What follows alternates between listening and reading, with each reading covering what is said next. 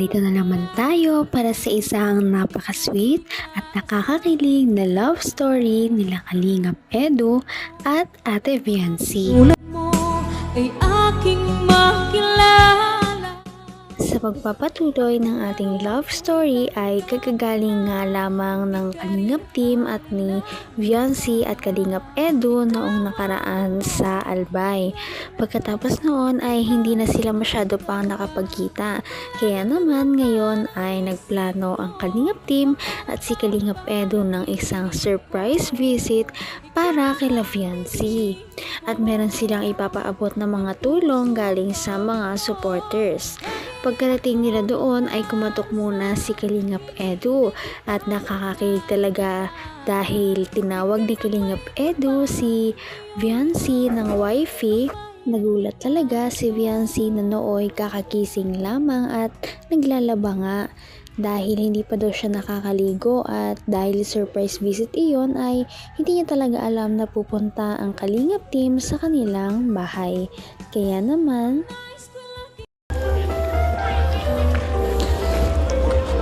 Wifey. Tao po. Wifey. Grabe. Gandang umaga po. Grabe mga bisita pag pala kayo. Sipag mo.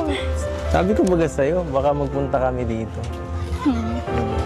Sipag mo naman. Ang dami-dami. Oh, kanina ka pa siguro naglalaba dito. Okay ka lang? Tingnan mo. Baka magasmang na naman to.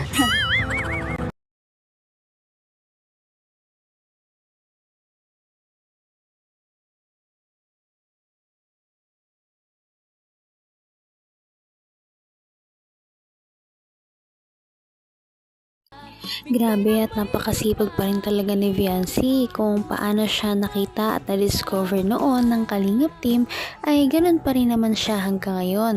Kahit marami nang tumutulong sa kanya ay hindi niya pa rin iniiwan ang kanyang pagtatrabaho na tumulong sa kanyang mama sa paglalabandera.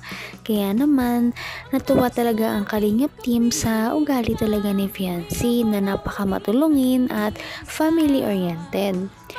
Pagkatapos naman noon na nakita ni Kalingap Edu si Viancy na pawis na sa kanyang paglalaba ay hindi niya natiis na hindi tumulong. Talagang umupo talaga siya at gusto niyang tulungan si Viancy para naman hindi na ito mahirapan dahil mainit at maaga pa para mapagod si Viancy dahil may buong araw pa siya nung mga panahong yon.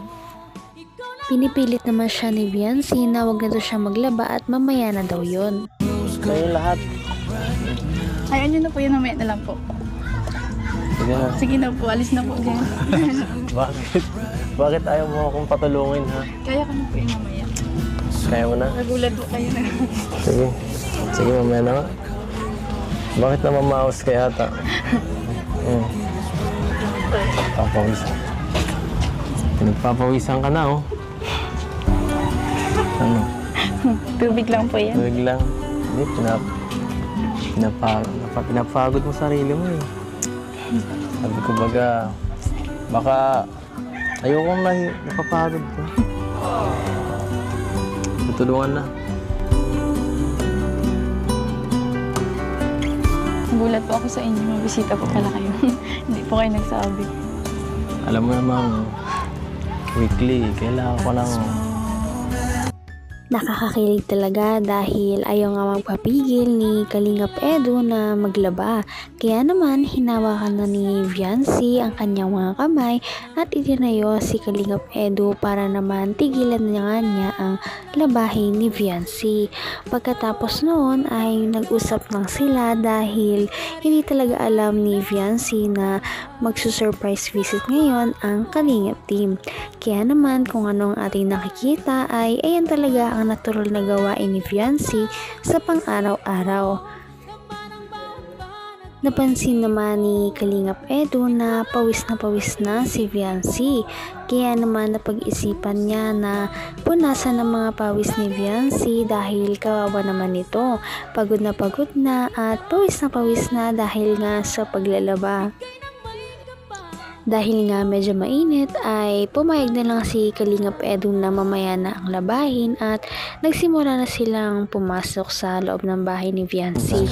Sa vlog na nga lang kita nakikita ni Kuya Bal eh. Nakita kita kanina. Pinanood ko. Alin po? Nag-aaral ka ng motor. Ay, yung tricycle po. Ng tricycle. Kailan yun? Kahapon po. Hindi mo ako sinabihan. Grabe. Grabe, sobrang dami nito. Ilang oras ka na, kanina ka pa yata dito naglalaba. Di ba ano? Sirap ba to? Hindi po.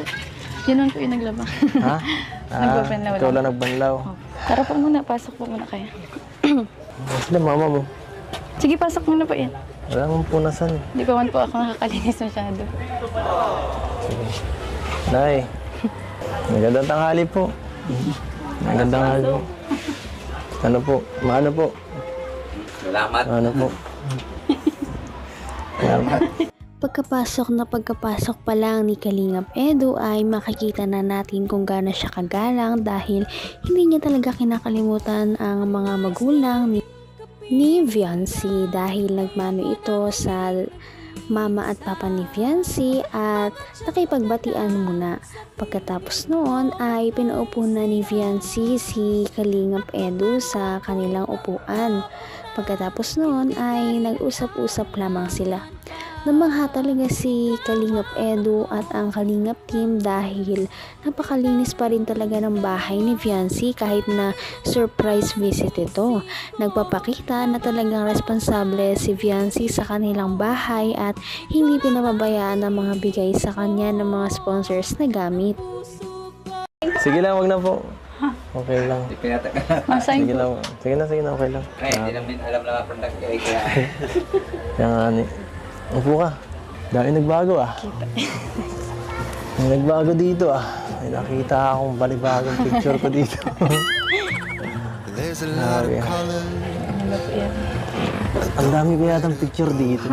Sa bahay na to. Nabigay ba yun dati sponsor? Opo. Sayang pa. Bakit parang... Ano? Labo yung isa. Nakakatuwa naman yan. Tingnan. Sama na ako sa family picture. Ay, grabe. Ano, kumusta? Hindi po kayo magdikit lang masyado. Hindi Ha? po ako naliligo. Ha? Okay lang. Mabango naman eh. Hmm? Amoy downy.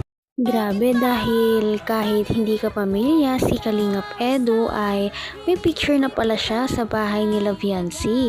Ito ay nagpapakita na talagang in-appreciate ni Viancy ang mga bigay ng kanyang mga supporters at kahit picture pa ito ni Kalingap Edu ay isasabit niya talaga ito. Parang welcome na talaga si Kalingap Edu sa family ni Viancy. Ang kulang na lang siguro ay ang oo ng dalaga. Nag-usap lamang ang dalawa dahil medyo matagal na nga silang hindi nagkikita. Napag-usapan din nila na nag-aaral na si Viancy kung paano magmotor. Ngunit ang tricycle muna ang kanyang naaral dahil mas madali itong i-balance kumpara sa pagbabalance ng motor. Ano magmotor? Yung tricycle po, konti. Tricycle. Ayun, parang wala pa. Hindi pa. Hindi pa po, andun pa po baga. Ayun nga. Ay, sige, susunod na lang. Kumusta sa school? Naka-enroll ka na? Maano na lang po. Grade, maano? Brigada. Mapagod yun. Sino Ganun na po matanong lagi. sa'yo? Sino mabrigada sa'yo? Po. Ikaw? Bakit ikaw? Gusto mo ako? Hindi po. Hindi. Bakit ayaw mo palagi? Ha? Hindi mo ako nakikita? Ha? Hindi man po sa ganun. Ano pala? Ako po Ayaw yun. mo ako napapagod? Ano yun? Pares tayo. Ayaw mo ako mapapagod. Ayaw kitang mapapagod. Halata talaga na na-miss ng dalawa ang isa't isa dahil kahit kakaupo lamang nila ay talagang nagkwentuhan na sila agad. Buti naman ay nakakapagkwento na si Fiancé, hindi gaya dati na kahit matagal na silang nakaupo ay hindi talaga siya nagsasalita. Ngayon ay nagkikwento na siya ng tungkol sa kanyang mga araw, sa kanyang mga pinagdaanan kay Kalingap Edu. Pagkatapos nga nilang mag-usap ng kaunti ay dumating na rin si Kalingap Rab kasama ang ibang Kalingap Boys dahil nakaschedule sa araw na yon ang isang surprise visit na may kasamang challenge. Ito ay ang part 2 ng Kalamansi Challenge na makikita natin sa susunod na video.